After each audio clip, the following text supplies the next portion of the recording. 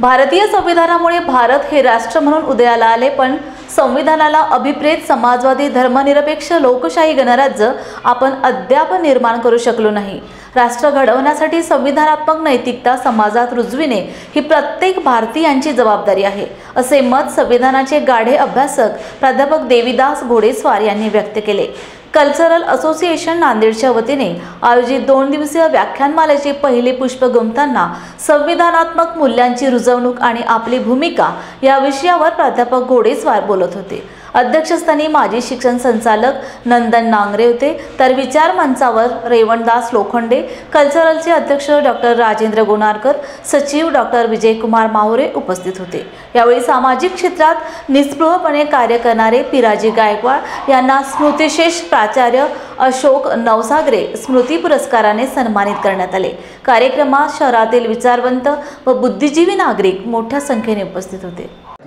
भारताचं एक सार्वभौम समाजवादी धर्मनिरपेक्ष लोकशाही सामाजिक आर्थिक व राजनैतिक न्याय विचार अभिव्यक्ती विश्वास श्रद्धा व उपासना 26 नोव्हेंबर 1949 रोजी याद्वारे हे संविधान अंगीकृत आणि अधिनियमित करून स्वतः पतो सभयुतं सत्ता वंदे तं बोधिपा इमे हेते महाबोधि लोकनाथेन पूजिता अहं पीते नमस्सामि बोधिराजा नमस्तुते बोधिराजा नमः पीते नमस्सामि बोधिराजा नमस्तुते। आजचा विषय होता संवैधानिक मूल्य आणि ती रुजवण्यात आपली भूमिका। संवैधानिक मूल्य ही राष्ट्र निर्माणाची मूल्य आहेत।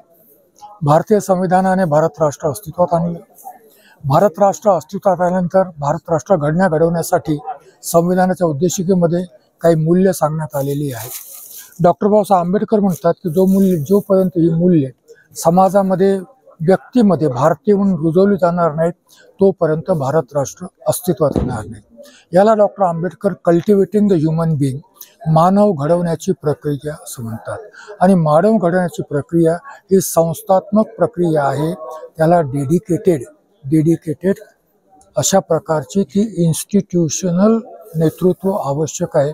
त्याशिवाय मानव घडवला जाणार नाही, भारत राष्ट्र सुरक्षित राहणार नाही। अन्यथा आज जी आपण स्थिती पाहतो, भारत राष्ट्राला आव्हान म्हणून जे हिंदू राष्ट्र उभं आहे तशा प्रकारची स्थिती ही आपल्याकरता वांछनीय असणार नाही। भारत राष्ट्र जगवायचं असेल तर कुठे ना कुठे माणसं घडवण्याची प्रक्रिया संविधानिक मूल्याच्या आधारावर आरंभ करावी लागेल। संविधान बदलल्या जाऊ शकतं का?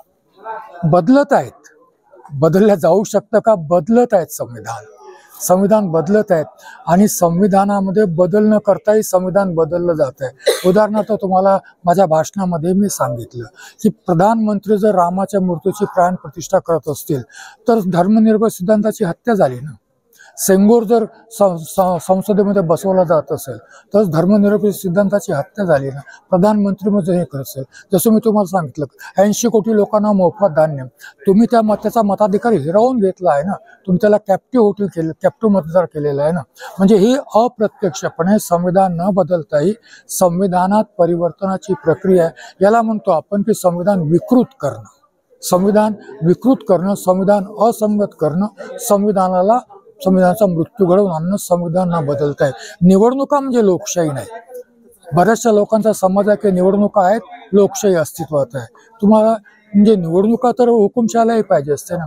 आणि या निवडणुकीच्या माध्यमातून जर धर्माच्या नावावर मताचं ध्रुवीकरण करून जर बहुसंख्याकांची हुकुमशाही प्रस्थापित होत असेल तर याचा अर्थ या देशामध्ये लोकशाही नाही आहे ना। तमाम भारतीयांना काय सांगाल?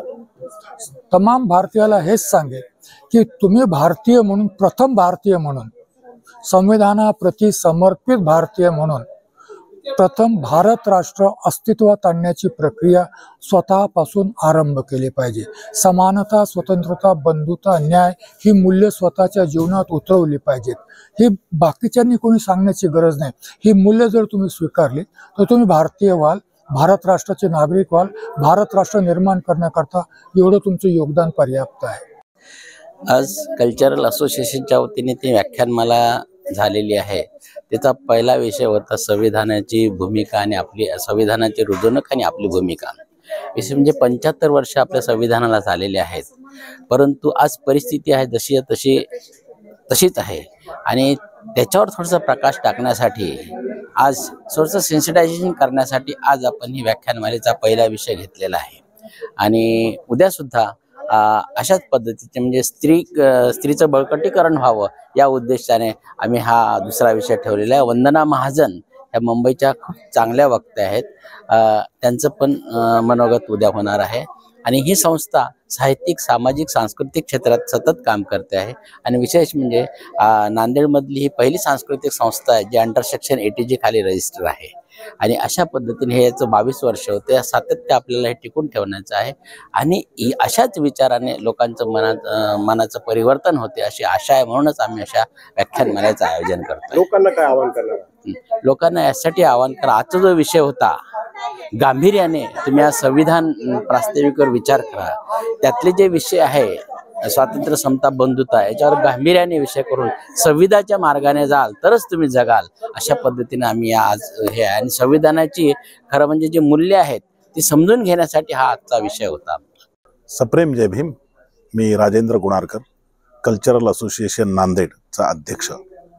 कल्चरल असोसिएशन ही नांदेडमधील एक फुले शाहू आंबेडकर विचाराचा प्रचार आणि प्रसार करणारी, सांस्कृतिक कार्यक्रमांचं आयोजन करणारी आणि विशेषतः गेल्या 22 वर्षापासून कल्चरल असोसिएशन व्याख्यानमालेचं आयोजन करीत आली आहे.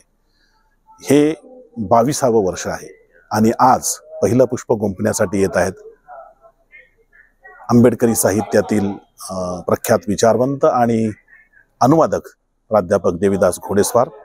आणि उद्या दुसरं पुष्प गुंफण्यासाठी मुंबई विद्यापीठातील मराठी विभागाच्या प्रमुख प्राध्यापिका डॉक्टर वंदना महाजन या बहुजन चळवळीतील स्त्रीवाद अशा पद्धतीचा विषय मांडणार आहेत. आज संविधानाचा विषय आहे. आज आपण पाहतो की आजची जी परिस्थिती आहे ती अतिशय विपरीत आणि अंतर्विरोधानं भरलेली आहे. एकीकडे संविधानाचा गौरव पण होतो आहे, दुसरीकडे संविधानाची विटंबना पण केली जाते आहे आणि विटंबनेचा निषेध केला म्हणून मारहाण केली जाते, कोम्बिंग ऑपरेशन केलं जात आहे. आणि अशा पद्धतीनं एक अंतर्विरोधी वातावरणामध्ये आपण जगत आहोत. संविधानाचा गौरव पण संविधानाची पायमल्ली. बाबासाहेब आंबेडकरांनी सांगितलं होतं की हे जेव्हा संविधान लागू होत आहे तेव्हा ते म्हणाले होते की आपण एका अंतर्विरोधामध्ये प्रवेश करतो आहोत. हा अंतर्विरोध असा आहे की आपण राजकीय समानता तर स्वीकारू, पण सामाजिक आणि आर्थिक समानतेचं काय? एका काखेमध्ये मनुस्मृती आणि हातामध्ये संविधान घेऊन आपल्याला वाटचाल करता येणार नाही. ही जी बाबासाहेबांनी भीती व्यक्त केलेली होती ती भीती आज खरी ठरते की काय अशी परिस्थिती आहे.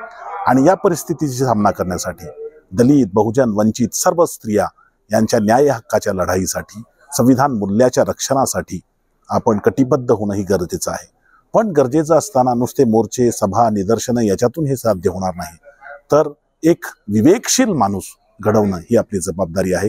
मला वाटतं की ही कल्चरल असोसिएशनची ही व्याख्यानमाला आहे, ही विवेकशील माणूस घडवण्यामध्ये एक महत्त्वाचं योगदान देईल आणि समकालीन प्रश्नाची उकल करून लोकांना प्रबोधित करणे, लोकांना सजग करणे आणि ही जी परिस्थिती आलेली आहे परिस्थितीतून वाट काढण्यासाठी दिशा दिग्दर्शन करणे यासाठी सुद्धा ही व्याख्यानमाला उपयोगी ठरेल असा मला विश्वास वाटतो. नांदेडकर गेल्या अनेक वर्षांपासून या व्याख्यानमालेची उत्सुकतेने वाट पाहत असतात. थोड्याच वेळामध्ये आता ही व्याख्यानमाला सुरू होणार आहे. या व्याख्यानमालेसाठी ज्यांना आम्ही आमंत्रित केलं आहे ते प्राध्यापक देवीदास घोडेस्वार आणि उद्यासाठी येणाऱ्या वंदना महाजन या दोघांचे मी स्वागत करतो. सर्वांना मंगलकामना व्यक्त करतो. जय भीम, जय भारत.